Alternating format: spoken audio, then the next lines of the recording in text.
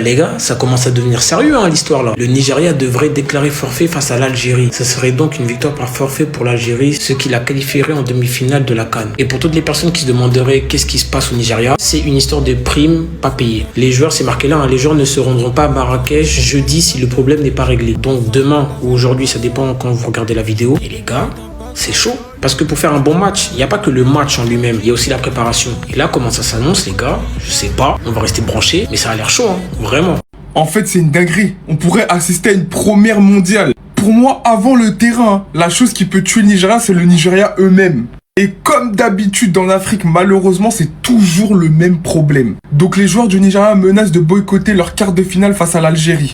En cas de non-paiement des primes, je sais pas ce qu'il y a en Afrique avec les primes. Qui bouffe les primes en fait des joueurs? On a vu qu'il y a des problèmes avec le Mali, le Sénégal, le Nigeria. Tout le temps, on dirait on bouffe les primes. Qui s'engouffre avec les primes des joueurs en fait? Donc là, ils boycottent de ne pas jouer leur quart de finale face à l'Algérie à cause de ça. Déjà qu'il y a des problèmes. Lookman et Osimhen, ils se sont embrouillés à la fin, on sait pas s'ils se sont reparlés, etc. Tu rajoutes à ça des problèmes de primes et même les joueurs ne veulent pas jouer. Ils sont prêts à boycotter un quart de finale. C'est une singerie. En fait, c'est malheureux, mais t'entendras jamais ces problèmes ailleurs que chez nous. C'est toujours chez nous que ça se passe. Et après, on va dire A, B, C.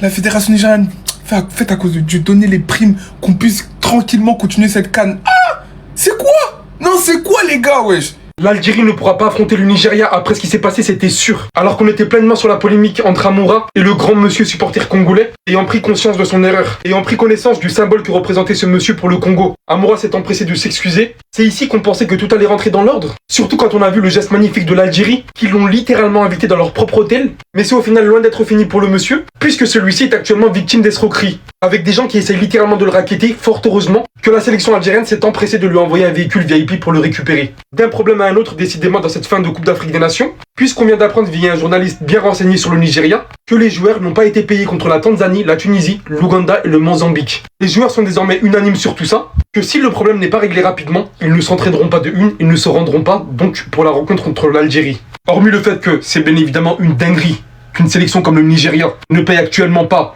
ses footballeurs, est-ce qu'on se rend compte à quel point ça serait du gâchis, étant peut-être l'équipe la plus favorite actuellement de la compétition, et représentant par la même occasion un football extraordinaire. J'espère que le Nigeria va régler ça rapidement. On ne peut pas éviter cette rencontre.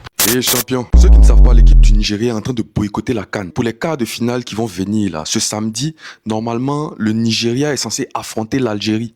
Et à la suite de ça, on a vu que ils ont commencé à faire des communiqués de boycott en disant que la fédération nigérienne de football ne leur a pas donné des primes. C'est-à-dire, pour les matchs précédents qu'ils ont eu à faire et qu'ils ont eu à gagner, notamment contre la Tanzanie, l'Ouganda, le Mozambique et la Tunisie, ils n'ont pas reçu leur prime, leur bonus de victoire. Donc, actuellement, ils sont tous en train de dire qu'ils ne vont pas participer au quart de finale. Et en plus de ça, pour se présenter même lors des entraînements, ils disent qu'ils vont pas aller. Si jusque-là, leur fédération n'a pas encore donné leur argent. Et on a qu'à se dire la vérité. Le football africain, actuellement, est en train d'évoluer. Est en train d'avoir une nouvelle image d'un point de vue international. Malheureusement, le problème aujourd'hui, quand on regarde, c'est conscient maintenant que le problème, c'est pas les footballeurs qui n'ont pas envie de jouer ou bien qui n'ont pas envie de se battre pour leur nation. Les freins aujourd'hui, c'est que les fédérations ne sont pas prêtes à investir l'argent pour pouvoir accompagner ces personnes-là, ces athlètes. Les gens ont tendance à croire que les footballeurs, là, ce sont des bénévoles. Ils ont tendance à croire que c'est des gens, ce sont des machines. Ils sont là juste pour faire ce qu'on leur demande de faire. Mais non, en fait, ce sont des professionnels. C'est des gens qui travaillent matin, midi, soir. Et en plus de ça, quand ils perdent, c'est vous qui les insultez. Dans le minimum, pour leur apporter même encore plus de motivation dans le travail qu'ils sont en train de faire, c'est de leur donner de l'argent, c'est de les payer. Tout simplement, quand vous, la fédération nigérienne, là, vous êtes obligés de donner leur argent. Sinon, ils vont pas participer. De ça, ils auront le soutien de la population et de tous les supporters. Arrivé à un certain moment, c'est vous-même, les fédérations là, qui décrédibilisez tous les tournois internationaux qu'on essaie d'organiser, que les gens essaient de mettre en place. Les joueurs du Nigeria ne veulent plus jouer, les gars. Mais c'est pas une dinguerie. La raison pour laquelle ils ne veulent plus jouer, c'est qu'ils n'ont pas reçu leur prime des 4 premiers matchs. Et s'ils ne sont pas payés, ils ne s'entraîneront pas. Et qui dit qu'ils ne s'entraînent pas, il y a un match très important le samedi contre l'Algérie. Si ce problème n'est pas résolu, ils ne vont pas s'entraîner. Jeudi, vendredi, samedi à le match. Vous voyez ou pas où je veux en venir? Leur prime de victoire n'a toujours pas été reçue. Je sais pas si vous vous rendez compte les gars, en 2026, on parle pas de n'importe quelle nation. On parle de celle du Nigeria. S'il vous plaît, les gars, c'est pas une dinguerie. Au-delà des rumeurs qu'on a pu voir où Osimhen quitte la sélection parce qu'il s'est énervé contre Lookman et après il est sorti, il a mal pris. Non, les gars, rien à voir. C'est une histoire d'argent. Comme par hasard, quand tout se passe bien pour l'équipe du Nigeria, il faut qu'il se passe plein de dingueries. Imaginez le Nigeria déclare forfait contre l'Algérie. Imaginez si le Nigeria déclare forfait contre l'Algérie. Est-ce que pour vous, les gars, c'est normal ou pas? Dites-moi, les gars, il n'y a pas eu de problème avec toutes les sélections, que celle du Nigeria. Dites-moi ce que vous en pensez.